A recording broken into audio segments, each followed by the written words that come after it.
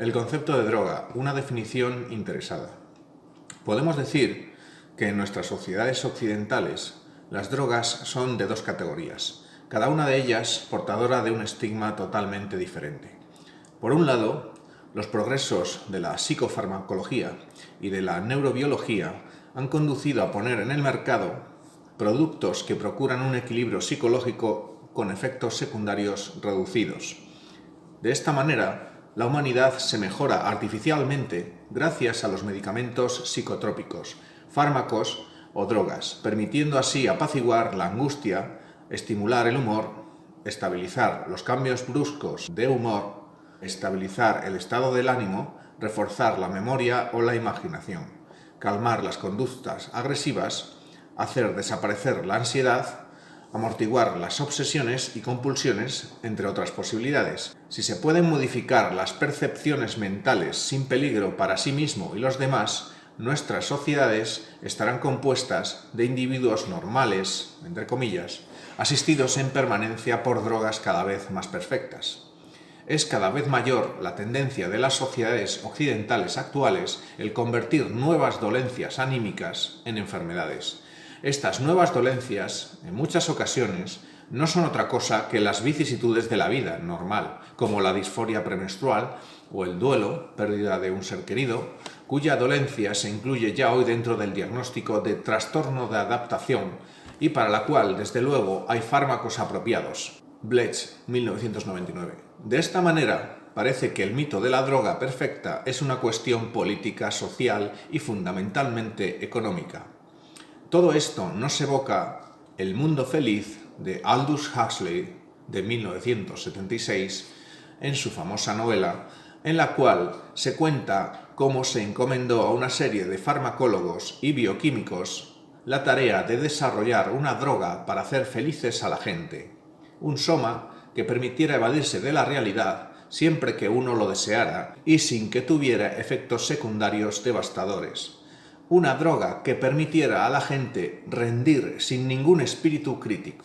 En este sentido, hay toda una serie de drogas que en su día fueron concebidas en los países occidentales para depresiones graves, pero que hoy se utilizan para una amplia gama de trastornos que antes no existían. Quizás la más representativa de esta gama sea el Prozac. Por otro lado, tenemos todo un abanico de sustancias igualmente psicotrópicas, es decir, drogas cuya finalidad es igualmente la modificación de percepciones mentales y así aumentar nuestras facultades más humanas, pero que encarnan, al contrario que las otras, el mito del diablo llamado droga. Este grupo de drogas están acusadas de destruir tanto al sujeto como a la sociedad. Su utilización conduce a la adicción y repliegue hacia el interior del ser humano. Es lo que se ha conocido hasta ahora con el término toxicomanía.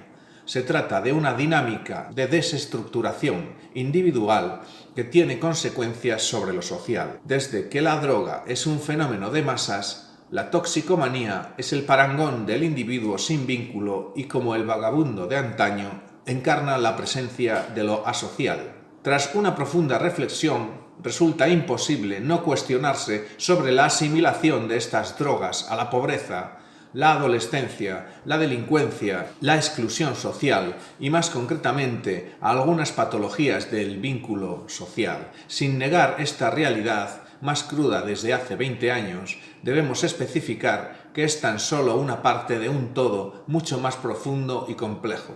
Asimismo, no podemos dejar de obviar que estas drogas han sido y siguen siendo consumidas igualmente por clases sociales bien integradas, con una vida familiar desarrollada y una implicación social y política importante. Este ha sido y es el caso, por ejemplo, de la cocaína. Encapsular el problema de la droga a los problemas sociales o a capas determinadas de una sociedad, como los pobres o los jóvenes, no permite explicar y dar cuenta de una presencia no solo masiva, sino además muy diversificada de la problemática de la adicción a sustancias psicoactivas. legales o ilegales, en nuestras sociedades occidentales. No permite explicar y dar cuenta de una presencia no solo masiva, sino además muy diversificada de la problemática de la adicción a sustancias psicoactivas, ya sean legales o ilegales, en nuestras sociedades occidentales. Sin embargo, si ello ocurre, es de alguna manera porque la cuestión de la droga es un asunto fundamentalmente de orden político, económico y moral, en donde el tema del control social adquiere un enorme protagonismo y, por lo tanto, podemos decir que dicho debate está profundamente sesgado, desviado de su verdadero foco de atención, que sería el nuevo orden social y la desestructuración que ello conlleva. La adicción a las drogas en general, que sean estas drogas ilegales o legales, como el alcohol o los medicamentos, conducen a la adicción o esclavitud, pero todas ellas participan de un clima existencial propio de nuestras sociedades occidentales individualistas y cuya figura del toxicómano no es sino el prototipo radical, es decir, llevado a su máxima expresión del individuo posmoderno. En otras palabras, la figura del toxicómano constituye solamente la punta del iceberg de una sociología de las drogas. ¿Cómo es posible que productos tan dispares y con efectos tan diversos sobre el sistema nervioso central hayan sido estigmatizados negativamente como drogas y otros, con los mismos efectos o parecidos, se hayan quedado fuera de la consideración estigmatizada del término droga? Es sabido que la toxicidad no parece haber sido el único criterio que ha conducido a prohibir ciertas sustancias. Ehrenberg, 1995. Entonces, ¿qué o quién es el que determina que una sustancia sea droga? Aquí reiteramos de nuevo, no es una cuestión de toxicología o química, sino de culturas o normas. Sachs, 1974.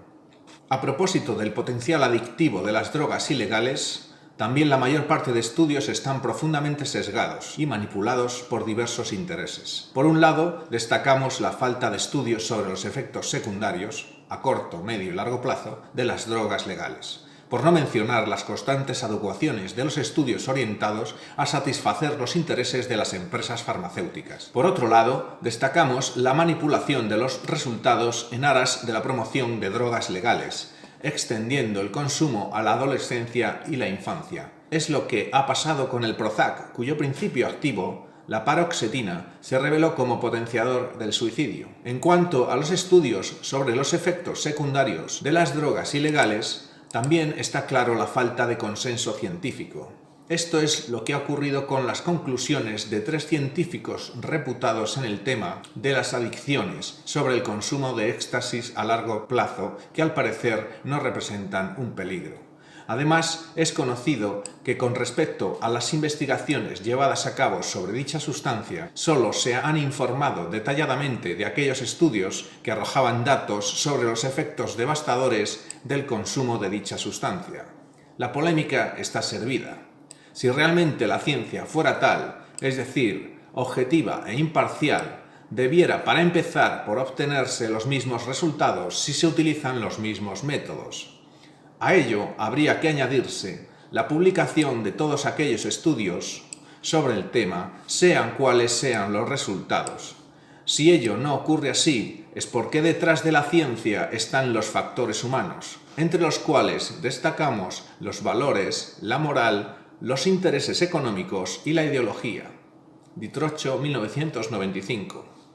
Al mismo tiempo, tenemos que añadir que el fomento de las drogas legales tiene como consecuencia una importante reducción de infraestructuras sociosanitarias y, por lo tanto, reducen considerablemente el gasto público, objetivo principal de la economía neoliberal.